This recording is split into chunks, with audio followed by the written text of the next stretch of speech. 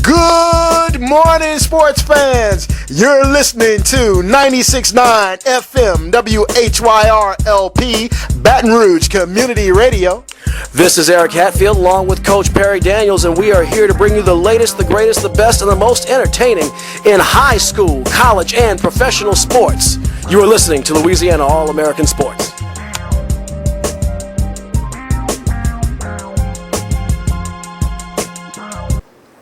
Said ain't nobody, don't ask me, I'm just so fresh, so clean. Yes, the singing's back. Good morning, Baton Rouge. Today is Saturday, March 15th, 2014, and hopefully you're out there getting ready to have a happy and safe St. Patrick's Day weekend. This is Eric Hatfield. I'm along with Coach Perry Daniels, and you are listening to Louisiana All American Sports on 96.9 FM WHYR LP, Baton Rouge Community Radio. We have a whole lot to discuss today, so I will not interrupt as we had a lot of action last night in the world of high school basketball. We sure did, Eric, man. We had an upset. There's a new king in town as far as 5A high school basketball in the state of Louisiana.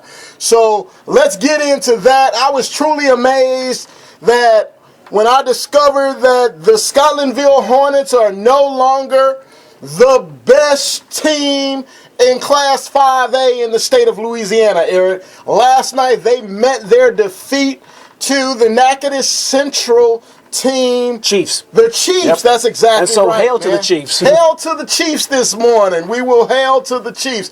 Hey, but Coach Carlos Sample, the Scotlandville staff, and the Scotlandville players, you have nothing to be ashamed about. You had a fantastic season, man. To go through that season with only 2 losses, Eric, and your tallest man is 6'3", and he's a 10th grader. Right. And I mean, there's so many ands you could add to that. And you rubbed out St. Aug not once but twice this year. You know, I mean, just look. It's I can only imagine to come that close to the cusp of history, only to be so close and come so far away. It's got to be a bitter feeling. I can only imagine what those kids feel like. But just when you step back and look at the totality of it, 5 consecutive appearances in the championship game, 2 consecutive titles, 3 runner-ups. Scotlandville is a fixture at the top 28. Not being, I guess, part of the community, I can kind of have a different perspective. Right. You guys have something very special up there in North Baton Rouge. And Eric, just think about it, man. They've never lost the semifinal game. Ever, right. Ever. Right. You know? Right. So they made it back to the championship this year. To take this defeat means nothing. Here's what I'm thinking, man. That some Division I program out there needs to at least take a look at Coach Carlos Sample. I mean, when you look at the consecutive years in which he's had all this success, right? How he's built the program up, and then this year in particular, I mean, the on paper he had every disadvantage in the book. That's right. And he made silk from the proverbial sow's ear, Perry. So, I think that if you're listening, if you're out there, this is a guy you want either as your assistant, if you have a really small program, as your coach. If Coach Darren Cohn is out there listening, whenever he moves up to the head coaching ranks, as I'm sure that's just a matter of time. Right. You might want to tap Coach Sample on the shoulder and say, hey, let's talk if he hasn't already, because Coach Cohn knows his Baton Rouge basketball well. Right. But I digress. But Baton Rouge basketball is really some of the best basketball in the state of Louisiana. It truly is. And today we have 2 other Baton Rouge teams that are playing for state titles, and we'll get to that in just a moment. Let me just kind of mention some particulars from last night's 5A state championship, where Cameron Lard for the Natchitoches Central Chiefs scored 24 points and 10 rebounds to lead the Chiefs to the state championship, the Natchitoches Central Chiefs' first state championship in school history. This kid is 6'9" and was a little too much for the youngsters from Scotlandville. So Ezekiel Brown, my pick for 5A Player of the Year, right, was held to 6 points in last night's game, which he normally averages 16 points, Eric. So those 10 points could have been the difference in that game. And we'd like to give 5'8" point guard Andre Jackson out of Natchitoches Central, his kudos for holding Ezekiel Brown to only 6 points last night. That's an impressive feat. I've never seen young Mr. Jackson, but he must have some defensive skills to hold Ezekiel Brown to under 10 points in a game like that. That's right, because we just haven't seen a whole lot of that this year. No. So now let's get into the rest of the action up in Lake Charles tonight. At 2 o'clock, Eric, we have the Metairie Park Country Day team taking on the Madison Prep Chargers. Now, what's phenomenal about this game, man, these are two defending state champions. That's right. Somebody's got to go. That's right. Country Day won the 1A state championship last year.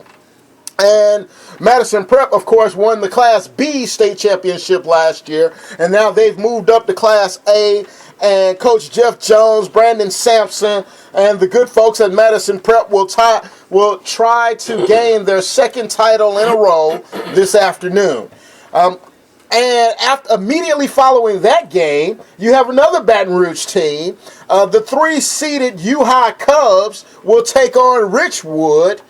And Richwood was seeded 4th. Richwood is the team that eliminated the Port Allen Pelicans and Nick Parker. So they're a pretty good basketball team, and they're taking on the Port Allen division rival or district rival, UHigh Cubs, this afternoon. Area code 225-343-9927, 225-343-9927 if you would like to get in on the conversation. To round out the rest of the high school scoring, the high school games today, you'll have at 6 o'clock, you'll have Lakeview taking on Riverside Academy in the 2A final game. And in the 4A final game, that juggernaut out of New Orleans, Landry Walker, the team that eliminated the Bel Air Bengals in the first round of the Class 4 playoffs. The Landry Walker... I don't recall what they are. The Rams, I want to say. They merged, so I forget which mascot kept precedence. Right, but anyway, Landry Walker will take on East Jefferson, who had a pretty good football season this year, too. EJ, and you know what? We talked about this a little while ago. I think it was it Northside that they were 11th seeded and they made it to the top 28, and I think we had talked about how they were going to meet EJ, and I said their Waterloo was coming right there, and clearly it did. You know, that is going to be a really, really good matchup. Landry Walker has got talent from top to bottom on that team. I did, right before they played Bel Air, I just did a little research to look for weaknesses to see if there was any chance of an upset. There wasn't. But that's a good one, partner. But I'm just playing. But you know, I looked for that. They really do have a lot of, you saw what they have. They move the ball well. They got big, tall kids. They're well coached.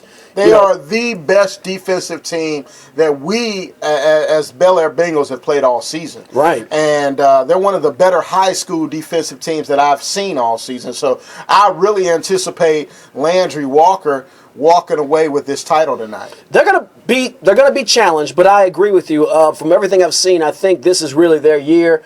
East Jeff is always formidable. If Landry Walker does silly things, turns the ball over, commits fouls, you know the whole rest, they will be in trouble, but I don't expect that. Right. So, hey, man, let's go to a break, and then we'll jump into our college report right after this. We'll be back in 90 seconds on 96.9 FM. You're listening to Louisiana All American Sports. Sorry. Cinderella day to day. Oh, yeah, those are the old schools, the classics. If you're 30-something like me or older, that probably brings back fond memories. If you're not, you're probably like, what are these old folks playing on the radio here? So, anyway, it is Saturday morning, and by now, you all should know what time it is. That's right, college basketball time. And we have some exciting action coming today as we are transitioning into the postseason tournament. Tomorrow is Selection Sunday, and all of the conference tournaments will be winding down after tomorrow. So, hey man, let's start off in Houston to give our SWAC update. And unfortunately, Jaguar fans, the basketball season has officially come to an end. And we interviewed Athletic Director William Broussard a couple of weeks ago, and we were bringing up the subject of why the Jaguars will not be able to go to the postseason tournament. Well, all of that is moot at this point. The Jaguars were ousted in the first round of the SWAC tournament. They fell in defeat to the Prairie View Panthers 64-46 Wednesday night, and that brings the Southern Jaguars season to an end with a final season record of 19-13 for the 2013-2014 basketball season. You know what? Those Southern Jaguars, though, deserve... I'm talking about the players and the coaching staff. Yes. They deserve one heck of some applause, because to have been to have played as well as they did this year, to have won the SWAC regular season championship, and to just, with all the adversity and all the distractions that were around the program, they did an excellent job, and they will be back next year. And you know what, Eric? Obviously, it affected them to only score 46 points. Prairie View is playing inspired basketball, and they're a pretty good basketball team. I've had a chance to watch them earlier this year play against some mid-major, high-major D1 schools, and they're a pretty good basketball team. However, the Jaguars, I think, are a much better basketball team. Just played uninspired basketball Wednesday night, and were only able to put up 46 points. Coach Roman Bates did a fantastic job this year. Not Roman Bates. Roman Banks. Banks, yeah. Bates is an old Capitol High football coach. So, but great job. And we'll move on. In the championship game in the SWAC, is that this afternoon or this evening? That's 3:30 our time. 3:30 our time. On ESPN2. On ESPN2 this afternoon, you will have Texas Southern taking on Prairie View to see who will get the seeds for the coveted NCAA tournament. You know, there's the website I'm viewing doesn't have a clubhouse page, so I can't look at the blow-by-blow for Prairie View's schedule, but I'm noticing their overall record is 11-22, and it kind of reminds me of, say, I'm going to use a high school analogy, Coach Dale and Christian Life, where they took on these tough opponents. Right. They got, on paper, they got slaughtered because they looks like they lost 6 straight, but it strengthens you for when you play people in your own classification, and you know, Christian Life dominated, made it all the way to the quarterfinals. That's right. And this Prairie View team, man, SWAC basketball, the records never tell the true story because they play out of their classification so much in the preseason,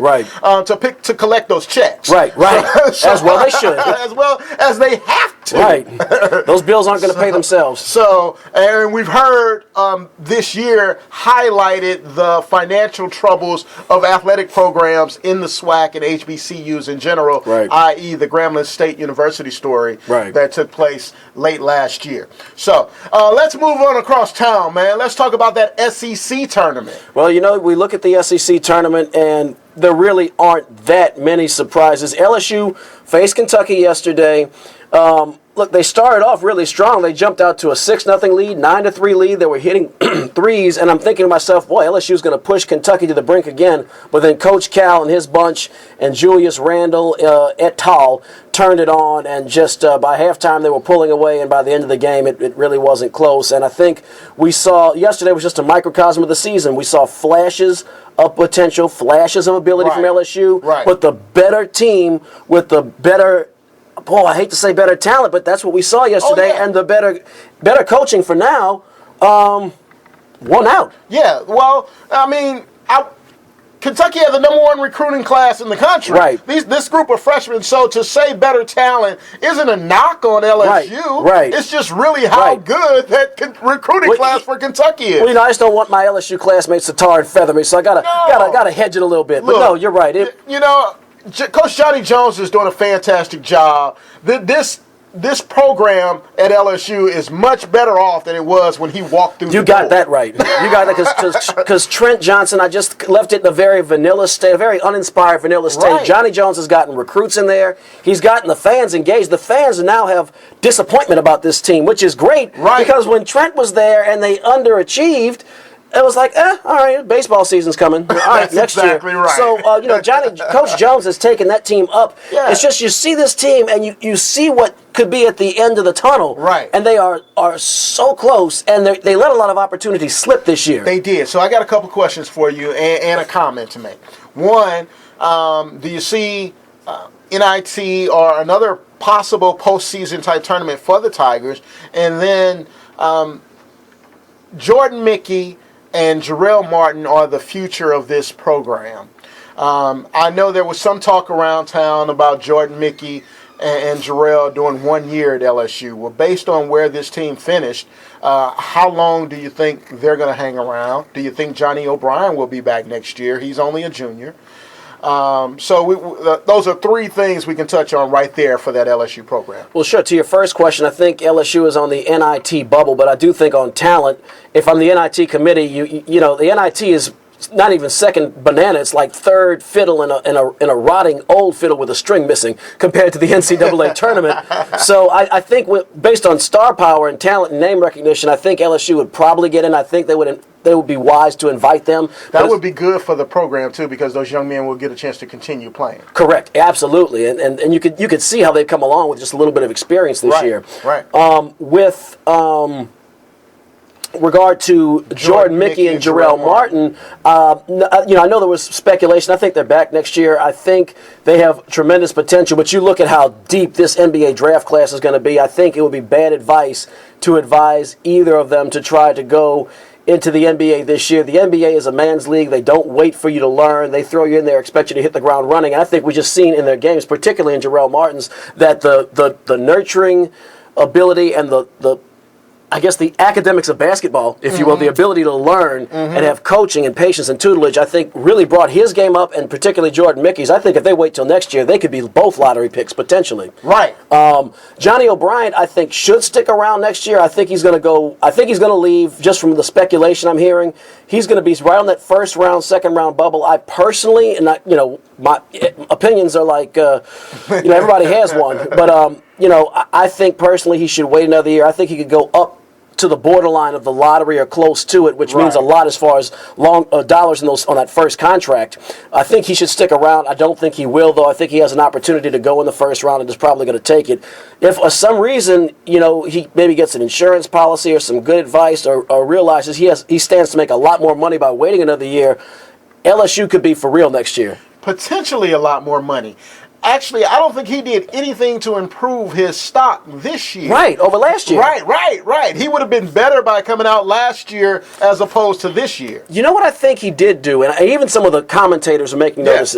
I think the difference this year and last year is Johnny O'Brien was a difference maker. He helped LSU get some wins that might have otherwise been losses. You look at Vanderbilt. I agree. You look at the Arkansas game at home. You look at the Kentucky game at home. Right. J-O-B, the word for the day is J-O-B, Johnny O'Brien. That wasn't necessarily the case last year. We knew it. Right. We knew how good he was. But this year he was making wins out of losses. And I think that bumped him a little bit. I think next year he can get into the lottery class if he's smart. Okay. Well, that's quite possible. I look at it as though because he was surrounded by more talent this year, it didn't hurt. He didn't have to do as much on a consistent basis, and that kind of lowered his stock because he wasn't as impactful. Last year, he was the option. Right. He was option number 1, 2, and 3. Right. This year, he had some assistance with Jarrell Martin and Jordan Mickey. So, true. I think he developed as a better basketball player this year. Well, when you don't have three guys triple teaming you in the post, you have an opportunity to do some stuff. That's my point. So I would like to see him stick around next year, not just because I'm a Tigers fan. I really do think he has a chance to pick himself up significantly if he comes back. All right, so that could be the requiem for LSU. We'll find out when the NIT makes its cherry pickings of the NCAA tournament leftovers. Now, looking ahead to some of the championship action we have today. In the ACC, we have North Carolina State and Duke. North Carolina State pulled off the upset yesterday, man. What is going on with that Syracuse team? You know what's funny? I'm still sticking with Syracuse. I'm still sticking with the orange. Okay. I don't know what's going on. I do, there's something that you mentioned, you made a theme of on this show, and I agree with, and that's coaching.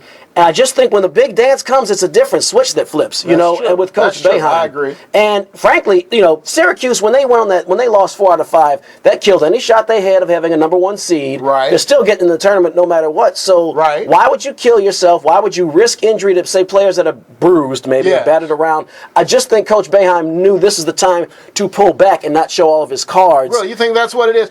So that would explain, that philosophy you just mentioned would explain why a lot of conference favorites or conference regular season champions don't win their tournament. Absolutely. I mean, yeah, I think that you see that every year. Right. You know, because you have teams that are going to get, you look at Wichita State, I don't care if they lost in the first round of the Missouri Valley. Right. They're getting that number 1 seed. They were undefeated. Right. You look at Florida, they could have, first of all, they've blasted everybody in this tournament. And what they did to Missouri yesterday was almost illegal. Yeah, the Gators chomped up the Tigers in that one, but they could have done nothing. They could have played their freshmen, and they're still getting a top seed. You know, the coaches have to. I'm not saying the kids aren't putting out the effort. What I am saying is that the coaches who know they're going to be very comfortable in that tournament, Right.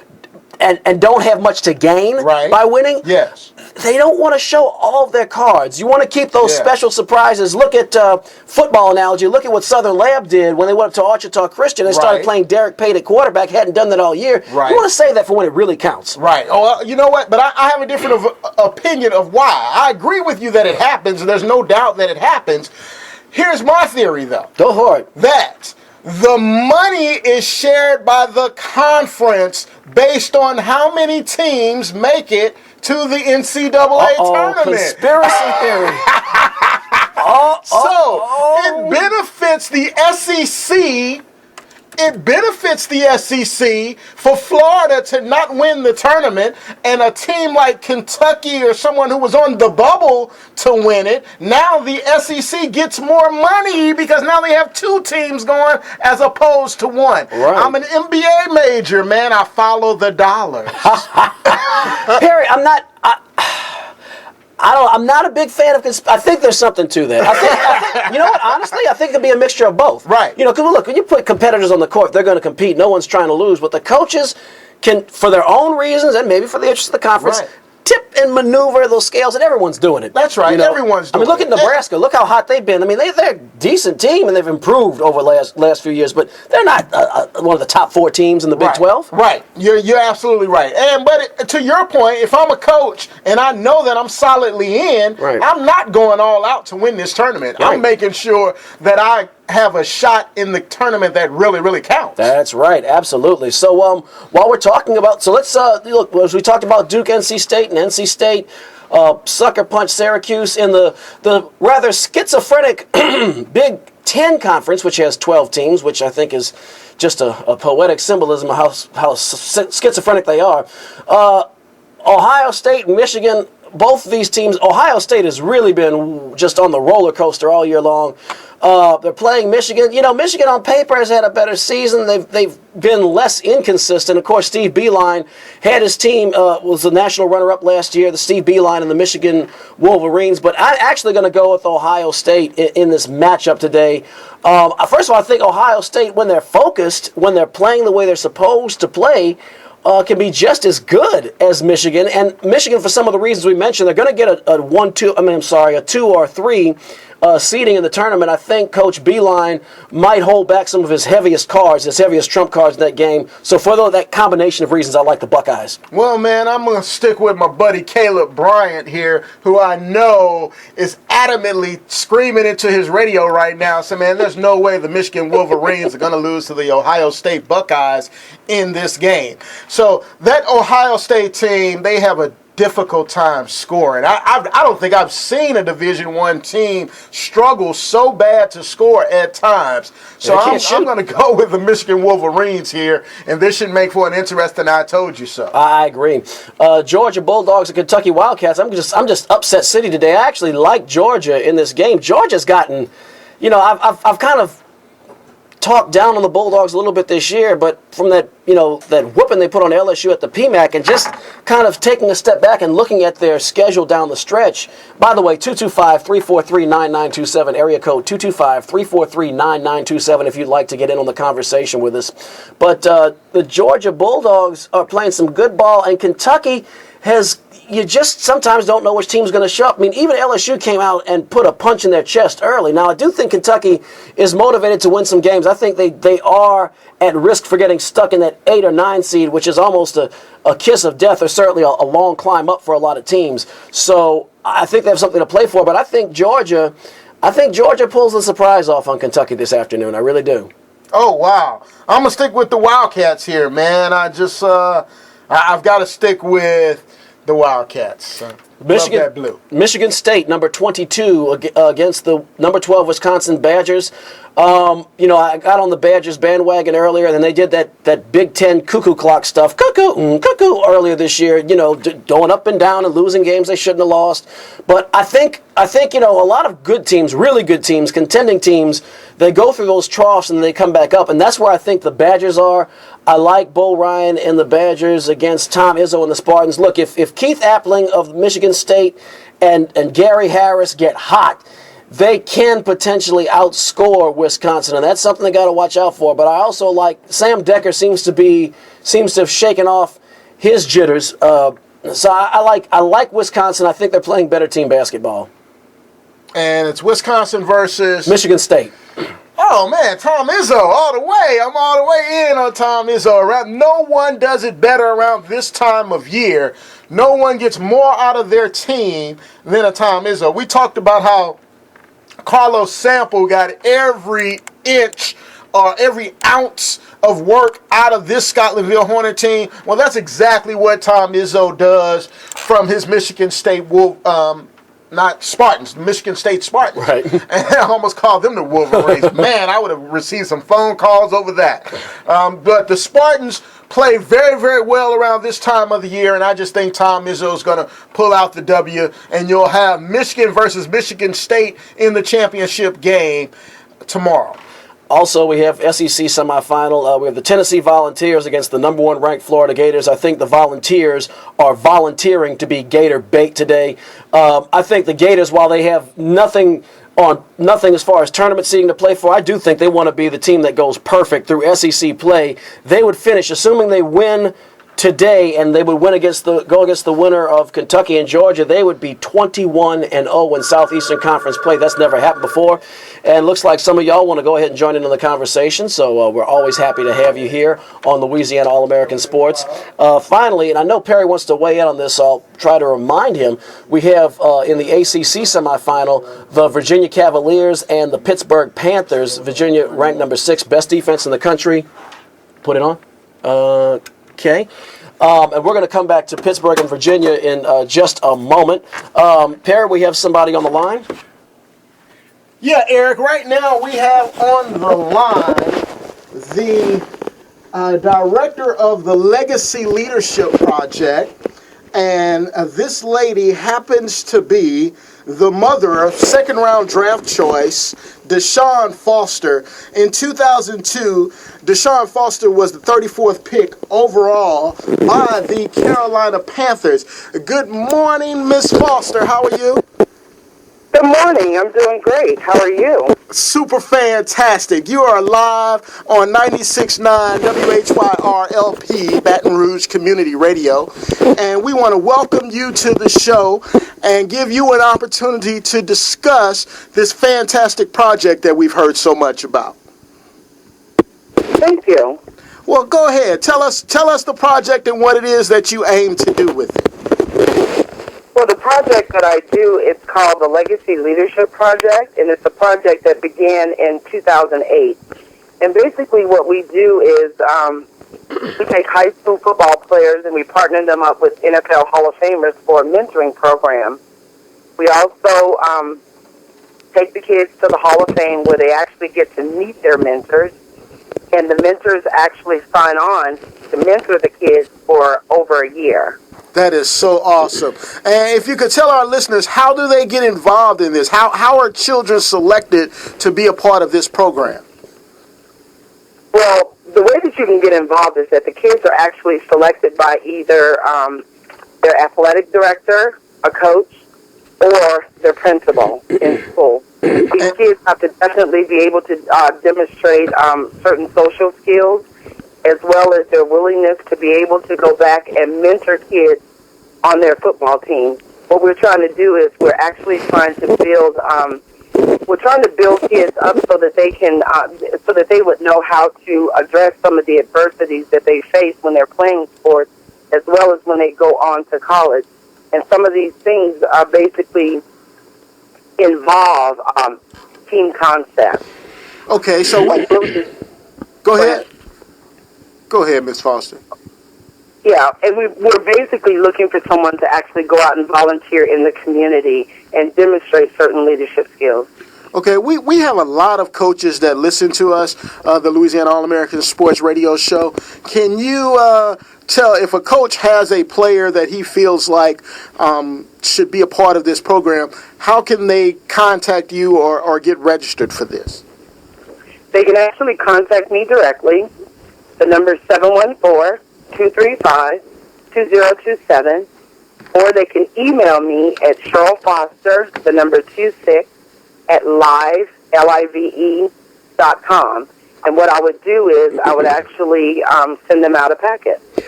Ms. Foster, I couldn't even get my pen in time, so I'm sure some folks at home or in their cars might need a repeat. Give me those contact numbers and addresses one more time, please. The number is 714-235-2027, or email me at Cheryl Foster, the number 26, at live.com. Awesome. All right, and we'll be sure to repeat that a couple of times today on the show. Yes. Now, to the real important stuff. Tell us about your son and DeShaun Foster. Where is he located now, and what is he doing? He's actually at UCLA. He's working on his master's, and he's coaching there. Awesome. Running backs coach? Well, he's coaching special teams right now. Okay. Oh, awesome. Go ahead. Yes. Okay, so we want to get a little dirt on him. So when he was a young kid, what was his favorite food? Spaghetti. Spaghetti, okay. And did he have any fights? Tell us about the most memorable DeShaun Foster childhood moment. The most memorable childhood moment for him was the fact that he didn't like to eat vegetables. And it was really kind of crazy because when I would fix his dinner, I would tell him, you're not going to get up and you're not going to get anything to drink until you're done with all your food. So, this kid was actually eating his food at record time. And so I would come in and he would go, Mom, I'm already done with my food. I'm like, what a good boy. We're going to find out he wasn't eating his food. Oh, so one day we were smelling something, and I'm like, what is the smell and where is it coming from? So where was the food going to? It was going underneath the pillows underneath my sofa. Oh, no! Oh, wow. He was hiding the food under the sofa. Yeah. So see, parents out there, even NFL players and their moms deal with the same thing that every other mom and every other kid deals with. Kids trying to hide the stuff they don't want to eat. DeShaun Foster didn't want to eat his vegetables, so it's not just your kid. Even big, strong guys like that had the same issues growing up. Thank you, Miss Foster. We will be in touch with you. We appreciate you this morning. Thank you so much. You have a great afternoon, Miss Foster. You're very welcome, and thank you. All righty. That was fantastic. That was Cheryl Foster, mother of longtime NFL standout DeShaun Foster of the Carolina Panthers. Of course, DeShaun Foster now a special teams coach with Coach Jim Mora Jr. in the UCLA Bruins. It's funny, Perry, because if you watch, the key to making a lot of NFL rosters, or really any team, is special teams, right. And that's how DeShaun Foster is breaking into the coaching ranks. That's exactly right. And he's right got a good mentor in Coach Mora. He does, man. Are we ready for I Told You So? We are. There's one more thing I told the listeners when you were answering the phone. Yes. Virginia Cavaliers, Pittsburgh Panthers. I do think that the Cavaliers are going to slice up the Panthers and face the Duke Blue Devils in that ACC final game. That's going to be Coach K and his stars and his senior leadership against Virginia's defense. My thing is I'm going to pick Duke in that game just because while Virginia can smother you on defense, they have no threats in the post to score, none. Right. And that's why I think Jabari Parker and his ability to score in the post and Rodney Hood have the leg up on the Cavaliers. Yeah, well, you know what? Both of those teams are solidly in the tournament, so it's a toss-up on that game. I just like the Cavaliers. I've picked them all season. Sure. I like how scrappy they are, and I look at them as an Elite Eight type team. Normally the Duke Blue Devils are an overrated team around this time of the year. This year, I do think that with Jabari Parker, they're a more talented team than they have been in the past few years. So they look like they could get to the Sweet 16, possibly the Elite Eight. And it's just good to... Duke being good is good for college basketball. It sure is. It makes people talk. I mean, because whether you love them or hate them, and I've always been a hater, right. But I mean, you're interested if you're talking about them. They're like the Lakers, they're like the Yankees, Celtics, the Yankees, the Dallas Cowboys, right. So and that's how we go there. But I'm not sure. You know what? This Pittsburgh team is a pretty good team that Virginia plays today. That's true. And Pittsburgh almost came within just a 40-foot Tyler Ennis shot of knocking off Syracuse in the Carrier Dome. This team can play. Right. But I do think, like I said, I do think Virginia. You know what it is? Virginia's one of those teams against the teams that don't have those stars. I do think they just can suffocate you. Yeah. And I believe that's where the difference is. And they do have guys who can shoot the J from the outside, and those two guards they have. So I like Virginia in this game. I do expect Pittsburgh to be tough, but I think it's going to be Pittsburgh Duke in the ACC tournament final. I'm leaning ever so slightly towards the Blue Devils. I hear you. So we'll have a chance to see who's right and who's wrong, and to see who told you so, and when you can tell us we told you so. By the way, area code 225-343-9927. Area code 225-343-9927. You can tell us I told you so, but here is our I told you.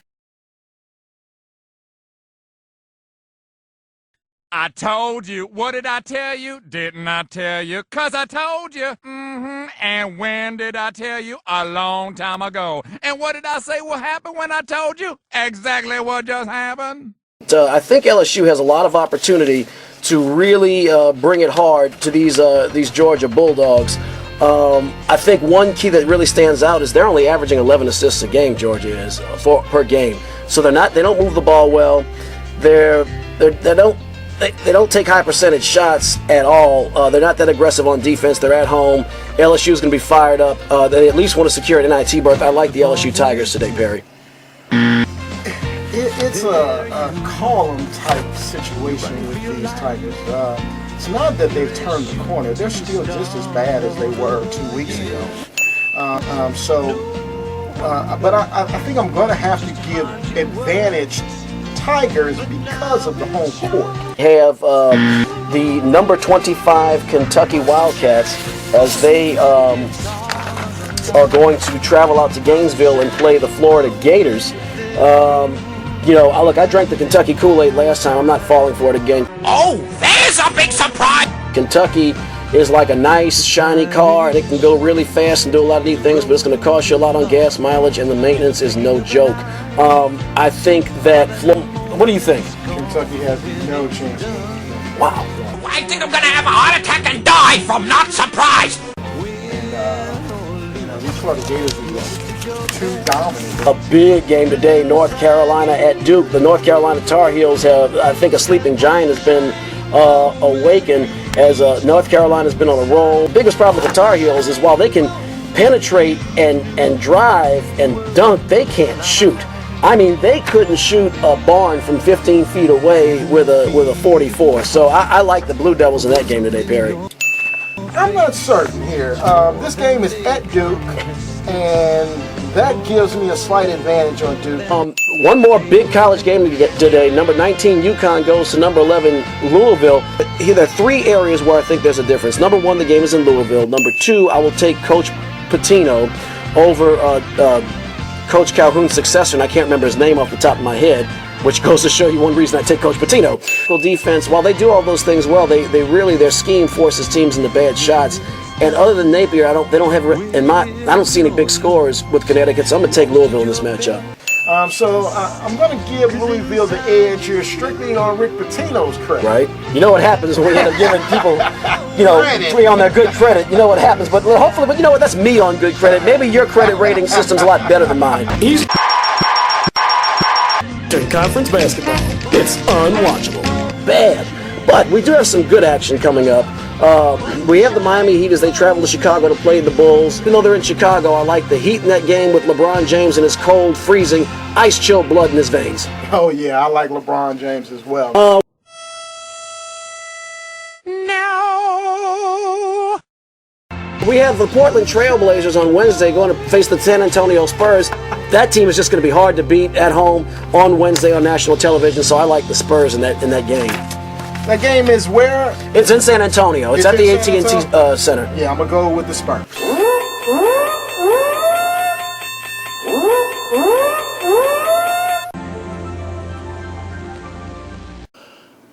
So, I guess there were a lot of cases in which I told you so. 225-343-9927. There you go. 225-343-9927. Excuse me, if you want to get in on the conversation.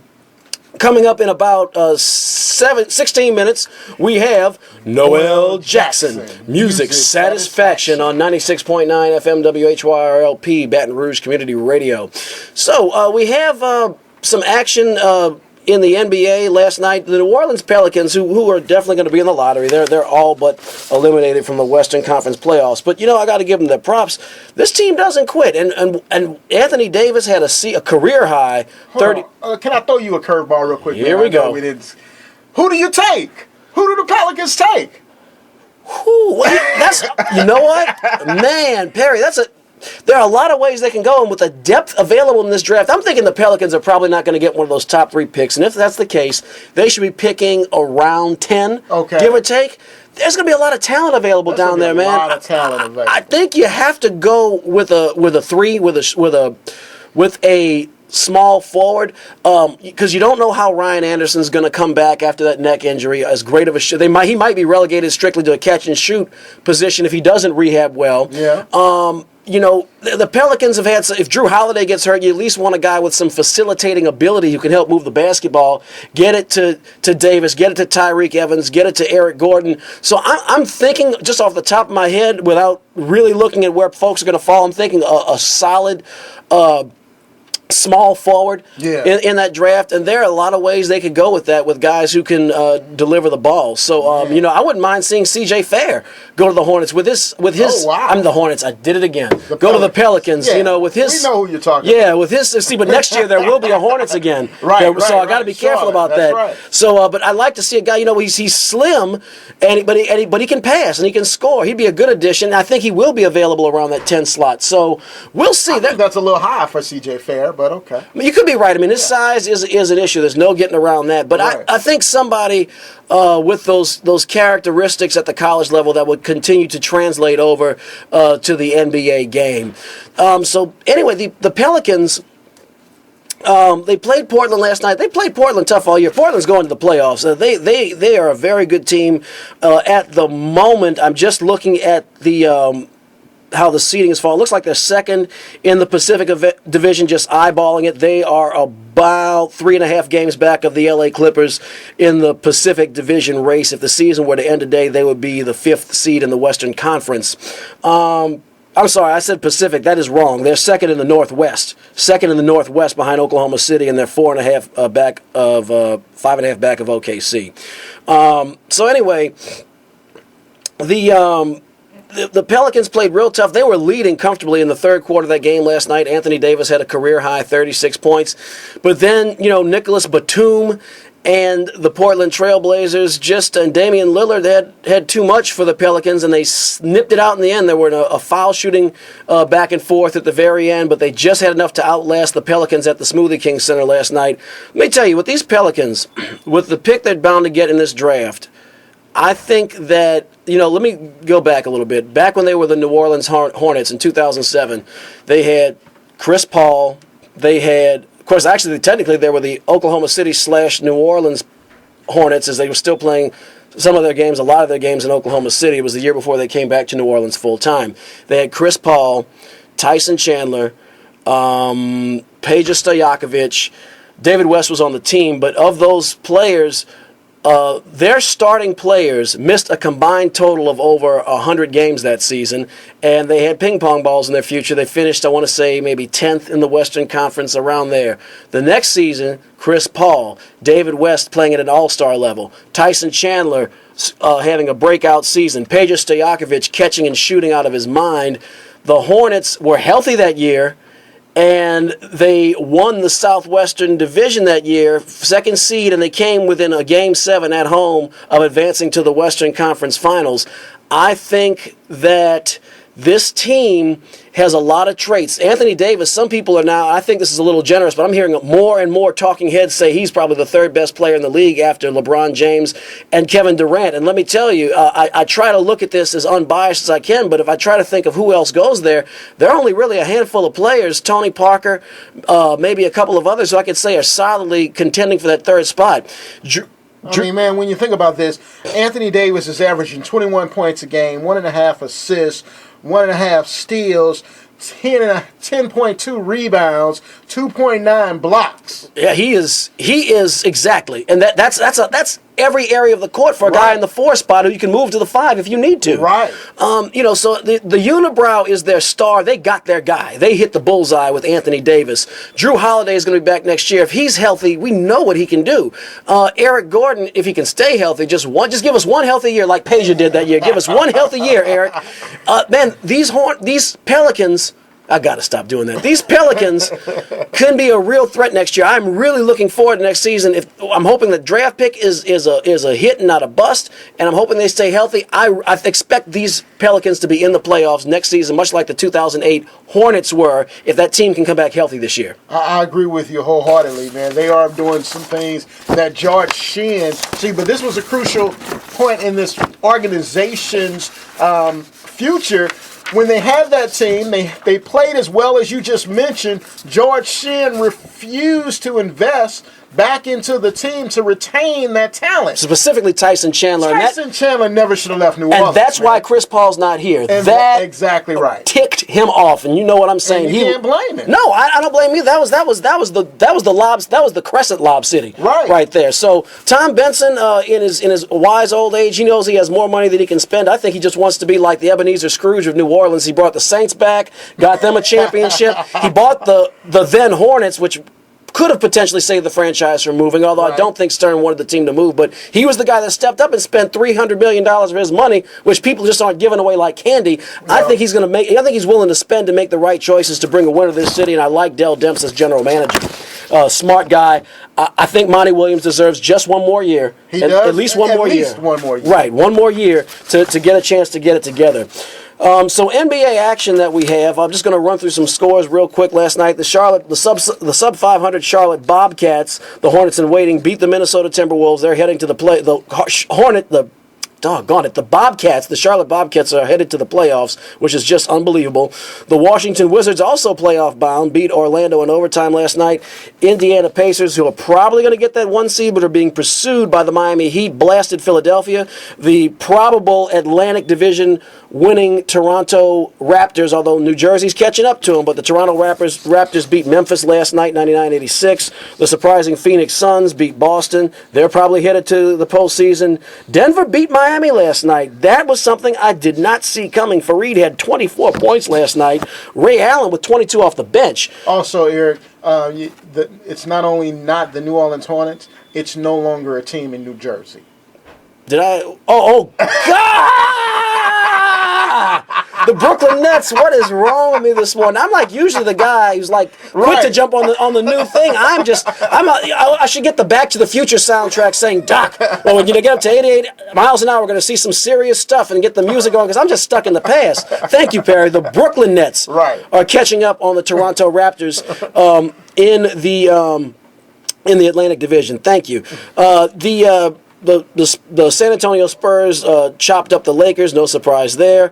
Clippers beat Utah, and the Cleveland Cavaliers with a rare win over a competent team, beating Golden State 103-94 in spite of Steph Curry having 27 points. That's Golden State's got to shore up that defense. Once they do, oh my goodness, Mark Jackson and company are going to be a force in the Western Conference, but I do think the defense is going to be their Achilles heel this year and why they can probably expect a first-round exit.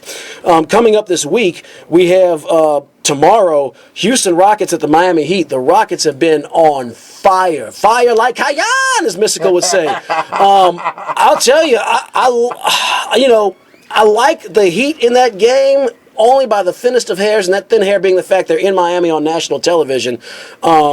That's the only reason. But Houston, man, they are coming together. They are playing well. General manager Daryl Morey is looking like a genius. He was heavily criticized by a lot of local folks in Houston with some of the moves he made. He was accused of just keeping the team just at 500, but not, good enough to where they weren't an embarrassment, not getting the 8th spot, but bad enough but not bad enough to get a lottery spot. Got Dwight Howard, got James Harden. He said, "Oh, you paid too much." Well, look who's laughing now. That's right. Those salary cuts that they made last year to position themselves to get Dwight Howard this year are really paying off, and he's looking like a genius now. He is. He sure is. Well, I'll tell you, if you're a general manager and you're in that hot seat, it feels really good if you come out on the other side, which Morey certainly is. Right. We also have later this week Oklahoma City going to play the Bulls in Chicago. I thought that the Bulls, the Derrick Rose-less, Luol Deng-less Bulls would be at a slight disadvantage against Miami, and they punched the Heat in the nose, winning in overtime. Now OKC has Kevin Durant. This is a comparable team, really. I like the Thunder, but I'm going to go on their good credit ever so slightly. And we know when I give good credit, that's a kiss of death. But I think that they have a little bit more. But, man, these Bulls I'll tell you, if they could just get Derrick Rose back and healthy or get that one impact player in free agency, these Bulls will become a contender overnight. But I do like OKC in that game on I believe that's on Wednesday, if I remember correctly. Yeah, I'm going to go with the Bulls in that game, though, man. Look, I think it's a good pick. I can't fault you one iota. That is it. So there are a couple of big names: San Antonio at the Lakers, Pacers at the Knicks. Those are great historic names, but terrible teams who'll be on the losing end and become cannon fodder. Here's the NBA issue, though, man. At this point in the season, there's only one division contest that is in doubt, really, and that's the Atlantic division of the Eastern Conference, where you only have a 3-game lead by Toronto over Brooklyn. Right. Toronto's played good, solid, well-coached basketball all year long. Brooklyn, as you know, got off to a cluster, a catastrophe early in the year, and then when the new year turned from 2013 to 2014, it's like the clouds parted, and all of a sudden Jason Kidd looked like a real NBA coach and got those veteran players playing well. I mean, there was a lot of speculation he'd be out, and Nets were in the toilet, and now they've been, I'm not going to say on fire, but they played, I'm estimating, putting my finger up in the wind, about 650 basketball percentage of winning. Although I do think their record is a little inflated because they play in the Atlantic division of the Eastern Conference. Yeah. Well, every team in the Eastern Conference is inflated, but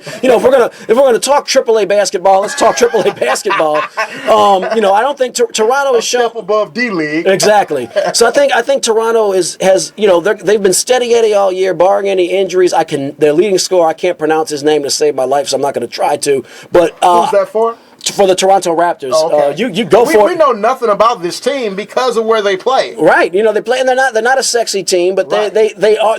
Toronto beats the teams they're supposed to beat. The thing is, Brooklyn has Paul Pierce and Joe Johnson and Kevin Garnett. Right. They have veterans, and they're starting to gel. And when you have future Hall of Famers and repeated All-Stars who start to gel, it's on like Donkey Kong. I do think Brooklyn's going to pass Toronto before this season's over, but there's going to be a race to the finish line. Right. I mean, they've got a 3-game lead, and we're talking about 10 games left, 10 12, games something like play. that. Well, let's see. Let me quickly try to do the math here. They've played 64. So that gives them, they got 18 games left. So, they have plenty of time. I think the Nets will just nip the Raptors in that Atlantic Division race. Okay. Some NFL notes real quick. Darren Sproles was traded to the Philadelphia Eagles. Last week, the Saints announced that they were going to cut him outright, but the Eagles stepped up to the plate and said, wait, don't throw that cafeteria tray out so soon. Something tells me that trade is going to come back to haunt the Saints. Well, if they end up facing Philadelphia in any kind of postseason action, Darren Sproles, assuming he's healthy, and that's one reason he was expendable, but assuming he's healthy, he's going to... One of the most dangerous players in the NFL. Yeah, he's a spark plug, playmaking, dangerous player. Philadelphia gave up a 5th-round pick, and let me tell you, a 5th-round pick, if the Saints just don't blow it, if they don't get a bust, they're going to get some guy who's going to be on the roster for 4 years, making an 1/8 of the salary that Sproles made. I think that's going to be a win for the Saints. Philadelphia in the Chip Kelly offense, that's just speed, and playmaking. I think that works for them. They did take a risk, $4 million salary for a 31-year-old player. Now, they did sign him to a contract extension, so playing all these games with the bonus structure, they probably lessen that cap hit a little bit. But they're putting in a lot and hoping this gamble pays off. It certainly could for the Philadelphia Eagles, Perry. What else went on in the wonderful world of the NFL? Steve Smith of the Carolina Panthers, I think a borderline future Hall of Famer, was given his outright release. 13 years in the league. The sources I've heard Hey man, being in New Orleans or being in Louisiana, I'm not disappointed about that at all. You know, I'm telling you what, I'm not disappointed as a Saints fan. As a football fan, it's all, you know, one thing about having a worthy adversary is that they're worthy, and Steve Smith was the worthiest. Steve Smith, man, just caused nightmares for New Orleanians and those Saints fans. He was the one threat that we always had to fear every time. And he always found a way to burn us when it was close. When we lost close games to the Panthers, he'd always stick it to us. When we won close games, he was the one that made us sweat. You know who he reminds me of as far as that Saints rivalry goes? Flipper Anderson of the old Rams. Oh, don't get me started on that. Flipper Anderson still holds the NFL record, 336 yards for the most receiving yards in a single game set in 1989 on Sunday Night Football against the Saints. That was 25 years ago. I still haven't forgotten that. Still haven't let it go. All right, man, it's almost time for us to pack up our stuff and get out of here, man. Noel Jackson's waiting with anticipation to rock his audience. One quick note, Rashard Mendenhall of the Arizona Cardinals also won a Super Bowl with the Steelers.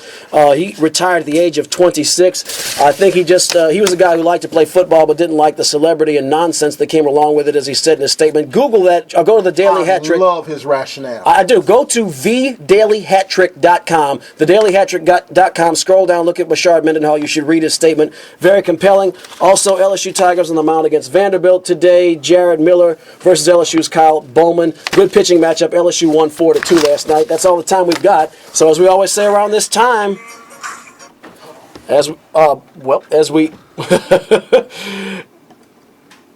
going to sound out and hand it off to Noel. Catch LSU. They're playing at 2 o'clock today on Fox Sports. As we always say around this time, ADT, JNS, love you. Have a good afternoon.